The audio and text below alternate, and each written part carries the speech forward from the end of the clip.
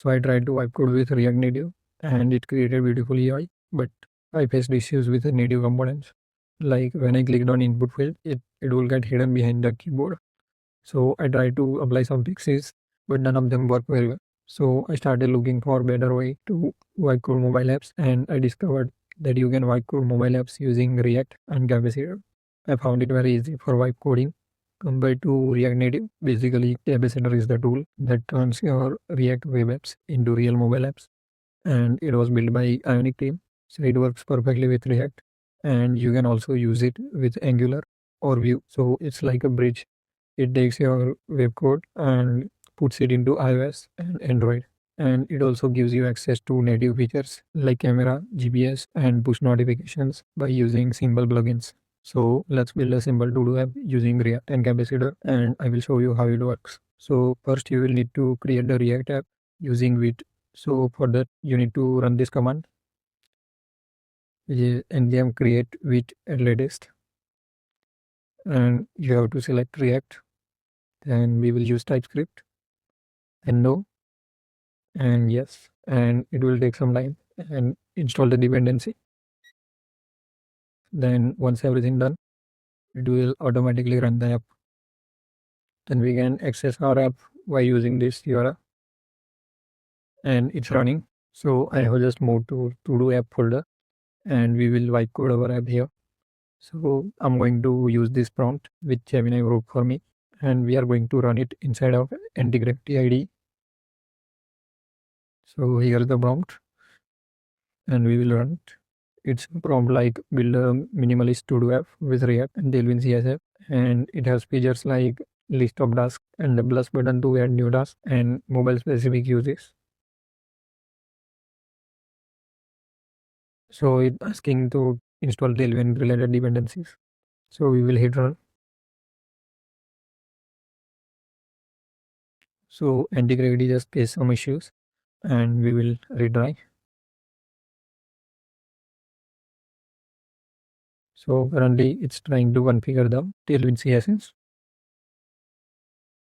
and it also made some changes in .tsx file to use motion for animation, and we will hit run.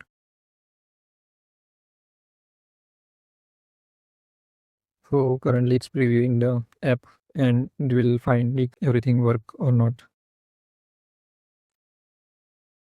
We will allow it. So maybe just successfully created that, and we will run it. So it's created a beautiful app, and we can delete this to do, and we can even add to do it. So let's see how it looks in mobile screen. So it looks like this. We can even give prompt, make it look more better. So it successfully updated the app. Let's see what it coded. So it created a use state of to do or saving the to dos, and it's saving to dos into local storage. And this is the add to do button, which is used to add the to do, and delete to do, delete, and other code is just your related code. So let's just see what it made changes. So it made changes like this, but input field not looking that good. So we will tell it to improve it. So I think it fixed the issue, and let's see if it looks good. So it fixed. So this is how you can wipe code your apps, and it's fast and easy, but always make sure to review the AI generated code before you even think about pushing it to production. So we will just accept all the code AI generated, and then you need to install the Capacitor CLI by running this command, and it will take some time to install it. And then we need to initialize the Capacitor CLI, and we need to give app name and unique ID. Then run this command. Once that's set up, run the build command to build our React app. So we face some issue while build command. So we will try to fix it. First is here, use scroll. So we'll just remove it because we are not using. Then another issue is this one. We are not even using it, so we will remove it. Then we will run the build command again. So it again faced some issues. So it generated the build. So we need to refresh the Explorer to see our disk folder.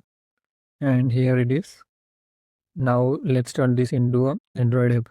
So first you need to install the Android platform for Capacitor. And for that you need to run this command.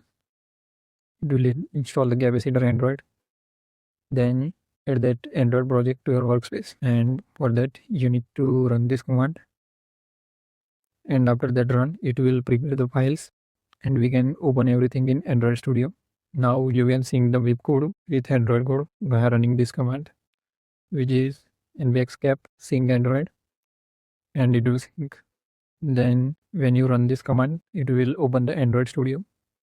So it will take some time to open Android Studio. So it currently importing our project, as you can see here, and it will take some time to import your project. So just wait for it to complete. So after some time, it successfully configured our project into Android Studio. To finally generate the APK, you need to follow this. Like you need to go build and then generate app builds or APKs. Then when you click on generate APK, it will start building your APK.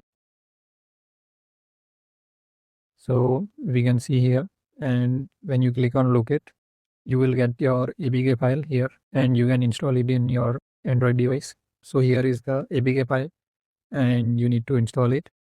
Then we will open it, and as you can see, this is the app which we have just white coded, and it's created in React and Capacitor. So you can create more APK like this. Now don't get me wrong, like React Native is incredibly powerful and it's still the industry standard for creating native apps. But for wipe coding specifically, the AI just don't have enough clean data, and with complex native components, it's still not that good. So for me, React with Capacitor felt more easier, but definitely you can choose whichever you feel more comfortable. And I actually wipe coded an entire app this way, and I managed it to publish into Play Store, and it looks good and smooth, and I don't have to struggle with native components at all. So I will put the link of the app in description so you can see the quality yourself. And if you have any questions, you can ask in comments, and you can also like and subscribe for more.